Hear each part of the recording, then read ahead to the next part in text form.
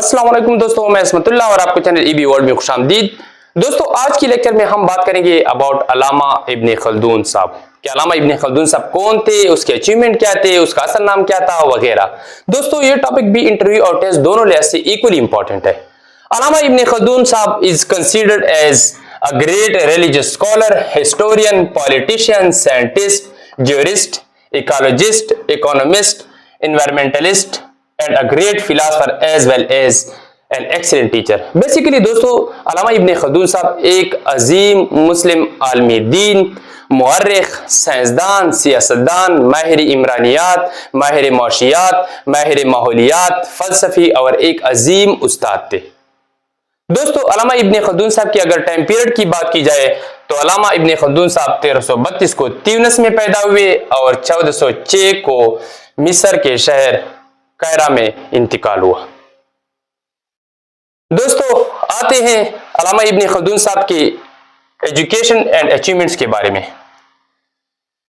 अल्लामा Ibn Khaldun साहब ने इब्तिदाई तालीम घर पर हासिल की। इसके बाद खल्दून साहब ने कायरा के मारूफ असातिज़ा से इल्म नहव, लुगत, हदीस, फिक़्ह और शेर व शायरी की तालीम हासिल की। मिस्र के पॉपुलर जामियात यानी जामिया अज़हर और जामिया अल मुहैता में दर्स व तदरीस के फ़राइज़ भी अंजाम दिए। इसी तरह इसके बाद आपको कायरा का काज़ी उल क़ज़ा यानी चीफ जस्टिस मुकर्रर कर दिया गया। अल मुक़द्दमा अल्लामा इब्न खल्दून साहब की पॉपुलर तसनीफ है। दोस्तों, आते हैं अल्लामा इब्न खल्दून साहब की कॉन्सेप्ट ऑफ रियलिटी यानी अल्लामा इब्न खल्दून साहब का तस्वुर हकीकत। अकॉर्डिंग टू खल्दून साहब, reality is metaphysical and transcendent. Allama Ibn Khaldun साहब का तस्वुर हकीकत यह है कि इस कायनात की सबसे बड़ी हकीकत अल्लाह ताला है और इस जिंदगी का मकसद अल्लाह ताला की रजा का हुसूल है। आते हैं दोस्तों खल्दून साहब के पर्पस ऑफ एजुकेशन की तरफ। Purpose of education is moral characters and ethical values.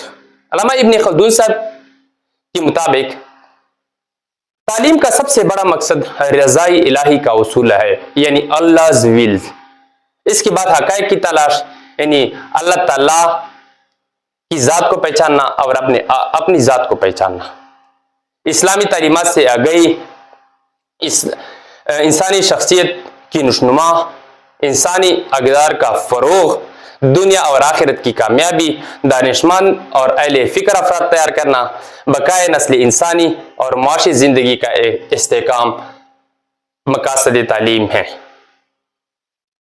दोस्तों, आते हैं सोर्सेज ऑफ नॉलेज यानी इल्म किस चीज़ से हासिल की जाए, किन सोर्सेज से इल्म हासिल की जा सकती है।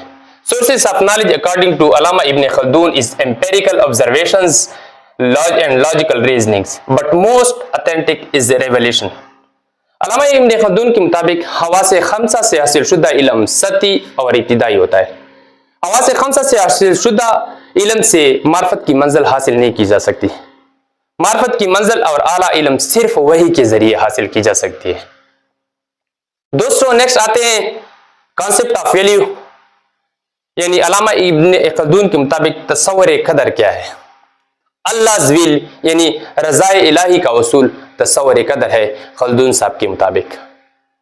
इसी तरह एक जगह खल्दून साहब फरमाते हैं, इब्न Khaldun said man is forced to learn. Learning is human nature and man cannot be separated from his nature. Allama Ibn Khaldun साहब फरमाते हैं कि सीखना इंसान का फितरत है और इंसान को अपनी फितरत से जुदा नहीं किया जा सकता।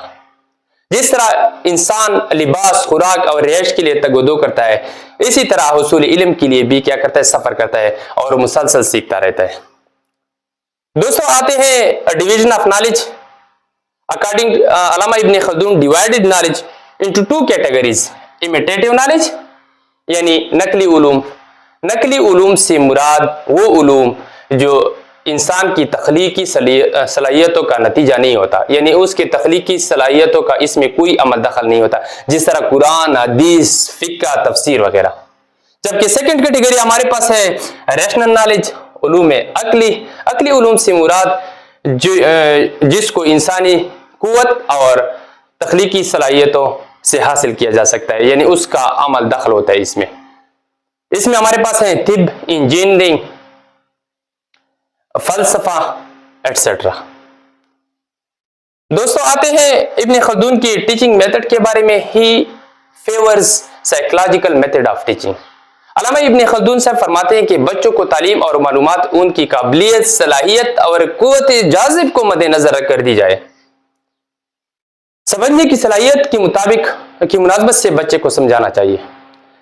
ابتدائی تعلیم دھیمے انداز میں دی جائے اور پھر معلومات میں آہستہ آہستہ اضافہ کر کے طلباء کو اعلیٰ تعلیم ان کی قابلیت اور صلاحیت کے مطابق دینی چاہیے۔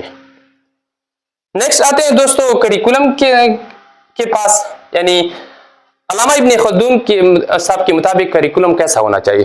علامہ ابن خلدون صاحب said that curriculum must be the combination of theoretical and practical knowledge۔ Curriculum practical اور theoretical knowledge کا کمبینیشن ہونا چاہیے۔ دوستو آتے ہیں last but not the least corporal punishment۔ جسمانی سزا کے بارے میں کیا کہتے ہیں؟